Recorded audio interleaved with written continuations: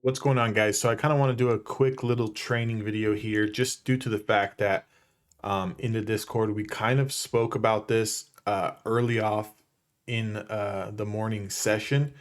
But the area that I want to focus on here is that $330 area, right? Give or take, 330, 25, 330 and some change. Let's just call it 330 for the sake of the video.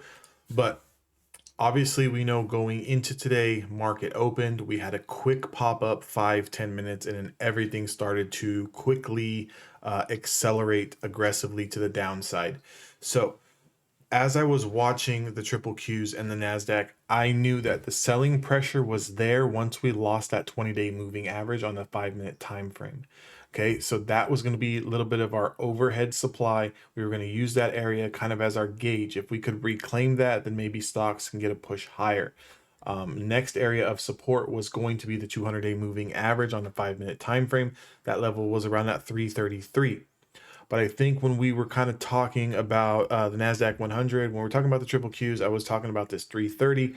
The statement that I kind of made was, no need to rush, stay patient, kind of look for the bigger areas, right? So if we kind of look for these bigger areas to confirm, there's a couple of reasons why. If you go to the technical analysis channel in Discord, last night I kind of made some levels, and I kind of said, short zone, bullish zone. This is a chop zone. Go to that chart. That video, that picture was posted last night, and it had that 330 area on there, right? So underneath that area, I put short zone. So why was it a short zone? Well, we had a big gap down yesterday, right? When the futures opened. So futures opened yesterday. We gapped down across the board. You can see here's the initial gap down. We gap down. We kind of consolidated on this level. And we kind of touched this 330 area, right?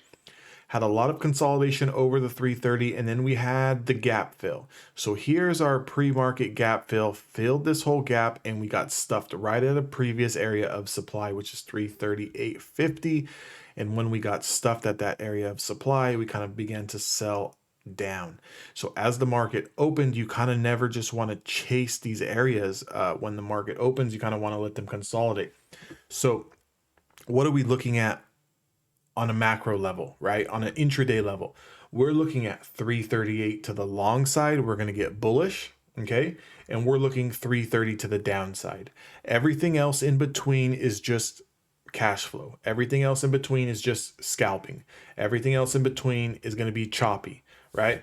So we're looking for the big levels to confirm. And when we can get those big levels to confirm, that's when we want to either A, play our stocks aggressively to that side, right? So for example, the Qs, we're looking to play things like AMD or things like NVIDIA, Microsoft, Facebook, so forth and so forth.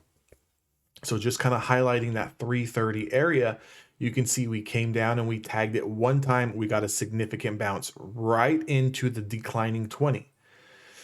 We got one close over and quickly was rejected, closed back under. A lot of choppiness, came down the second time. It's always on that second move when you get that kind of, confirmation, that validation. We got that flush through 330. We chopped around in this area, dropped all the way down to 329, quickly popped over. Here's where, it would get a little tricky. Let's say, for example, you took a short position on the Qs below 330, and then we're trading currently at 331. So you got in short at 330. Now we're $1.20 over your mark. Would you sell? Okay, so kind of ask yourself that question. If you're short at 330 and we're currently trading at 331.25, would you sell out of that position? If you answered yes, the answer would be correct if we closed over. Okay, if we closed over the 20-day moving average and then got a confirmation candle to the top side, you would exit your position. You would be forced to take that loss. You can kind of look at this candle here. We quickly wicked above it, came all the way to highs of 331.30. However, we never closed over the 20, and we never got another confirmation candle telling us we're going higher. Okay, so as we wicked, we quickly wicked back down. We wicked over once, we wicked over twice, and then we got the flush. We got the flush through those new lows of 329.08. And when we got that washout, we chopped around, tried to make another attempt at the 20, was rejected, and we traded as low as 326.97.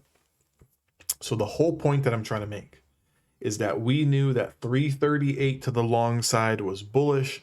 We knew that anything under 330 was bearish. All we need to do is wait for this level to breach. As soon as this level breaches, we want to see some type of consolidation, some type of back test, and then we want to see it lose 330 for the second time. When we start to lose it for the second time, in this area is where we start to get aggressive in our short position, somewhere in this vicinity. You're never going to be picture perfect to the penny, so just understand the overall play.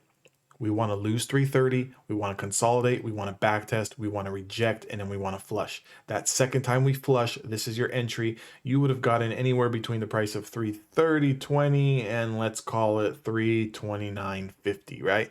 Giving you guys a 50 cent, 60 cents worth of spread.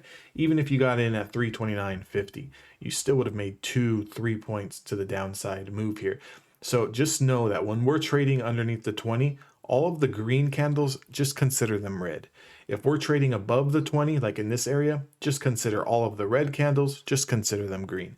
You know, if we're trading over the 20, we're going long. If we're trading under the 20, we're going short. I hope that video helps you guys. If it did, give me a thumbs up on this video, subscribe to the channel, and I will see you guys all on the next trading recap.